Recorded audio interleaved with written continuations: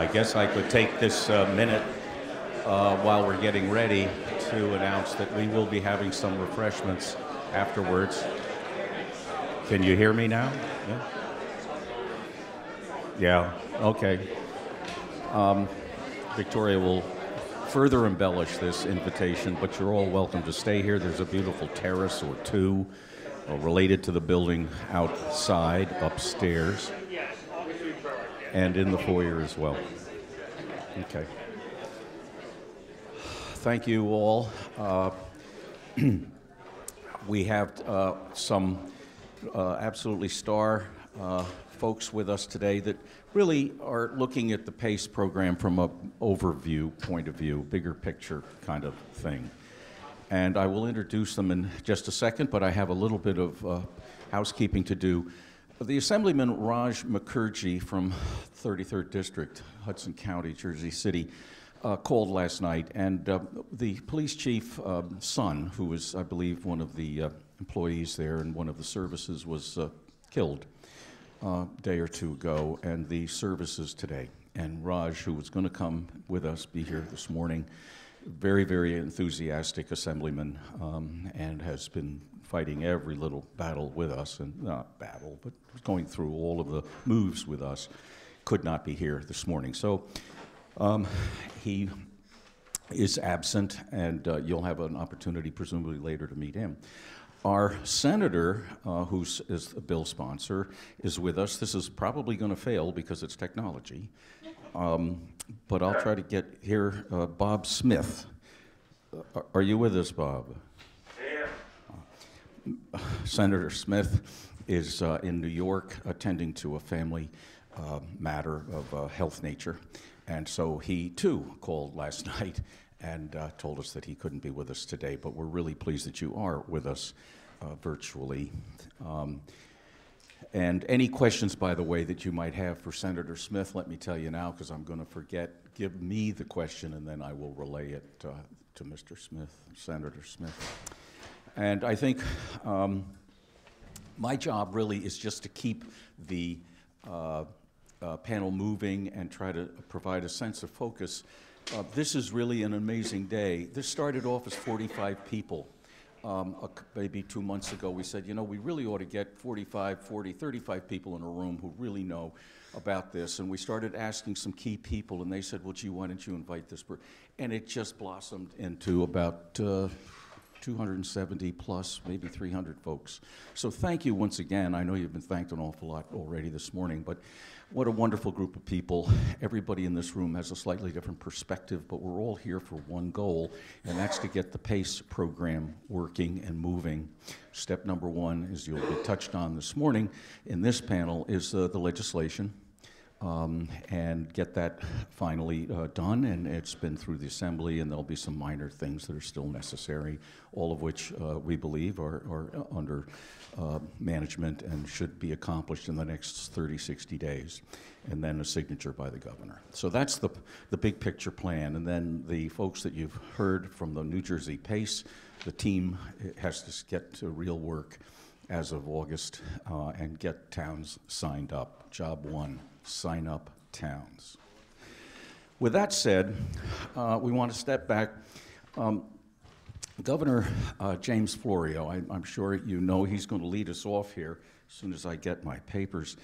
Governor Florio was a congressman from South Jersey, as I'm sure many of you know, from 1974 to 1990.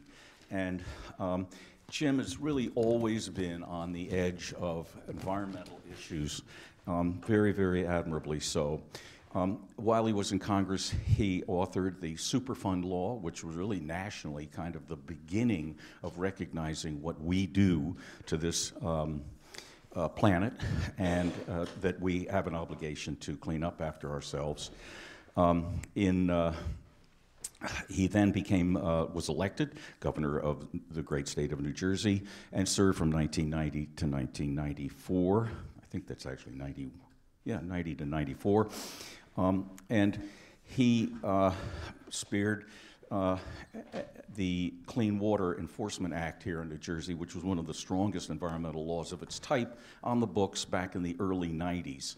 which in terms of the kind of business we're in, I think we all know is like a long time ago. It's not a long time ago, but in terms of where people's heads were, this was really earth-shattering stuff just 20, 25 years ago. Governor Florio is currently a partner in the law firm of Florio, Perucci, Steinhardt, and Fader, and he chairs their energy and environmental practice area today. So with that introduction, Honorable James Florio.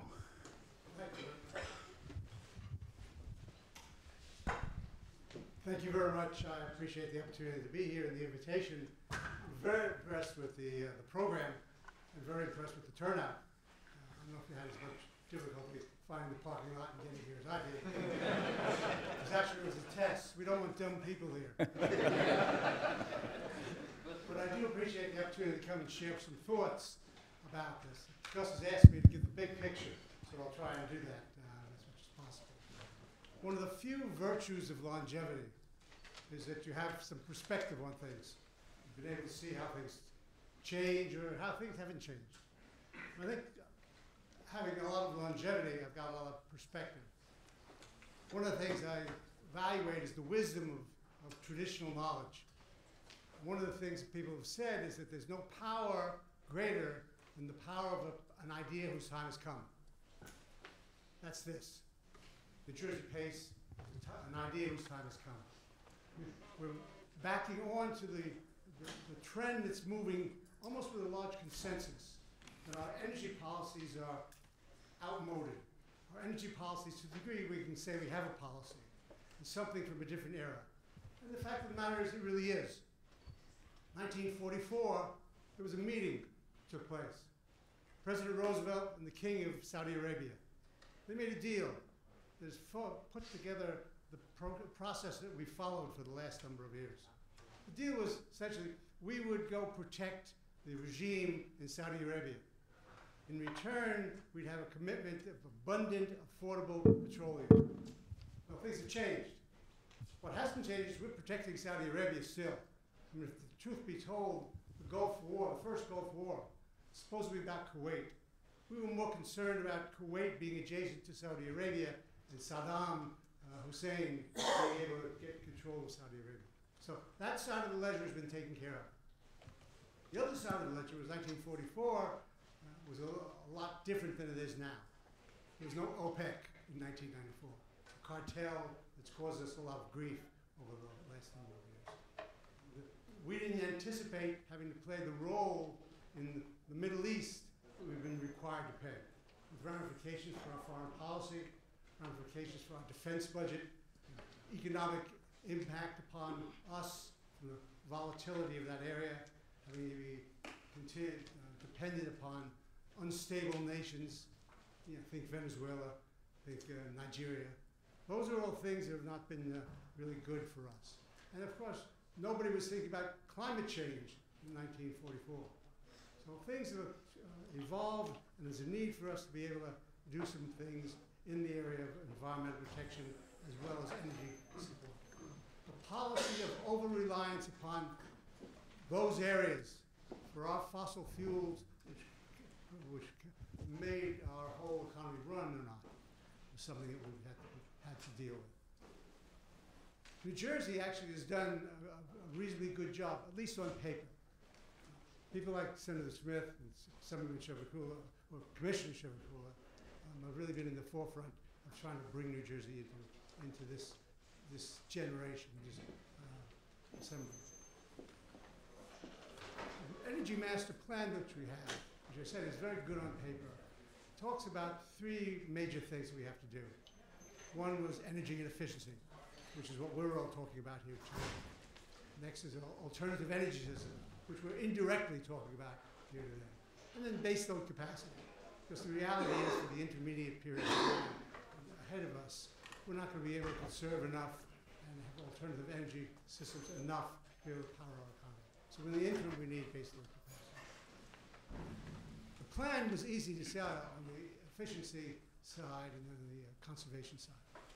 Business, big business particularly, fully understands that efficiency in energy reduces your costs. Reducing your costs increases your productivity. increasing your productivity renders competitiveness and profitability. So that's easy. The big problem, of course, was how do we sell this concept to people who have a more difficult time coming up with upfront capital. And that's where NJPACE comes into effect. Being able to have affordability.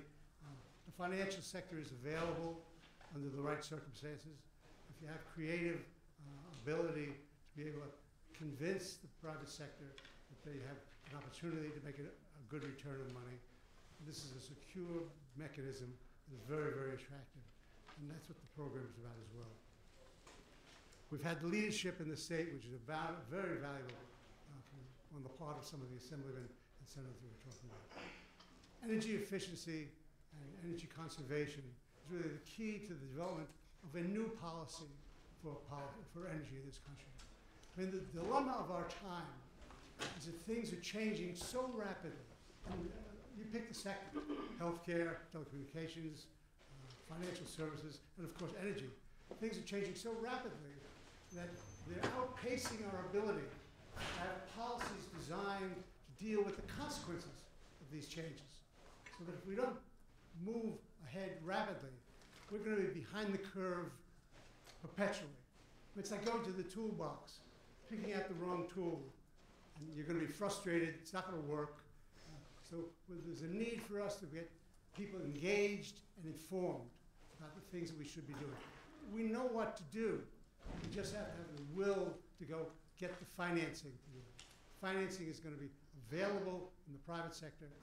Collaboratives with the public sector are doable. And this is really a good example. I think it's fairly clear that old laws being applied to new problems are not going to work. This is an initiative that really makes sense from the public sector side, private sector side, communities becoming involved, and individuals ultimately benefiting. So congratulations on a good program. Thank you. Thank you very much, Governor. That is a big picture. Even I didn't know some of those things. It's a big picture. I'm not sure what the protocol is to go to the executive departments or to go to the legislative department, but I think that if Senator Smith is still with us, are you still there, Bob? I am still there. Can you give us a few minutes now? I'm thinking that you may want to get out of that garage if you're still in the garage. Actually, I couldn't go to I went to the wrong entrance.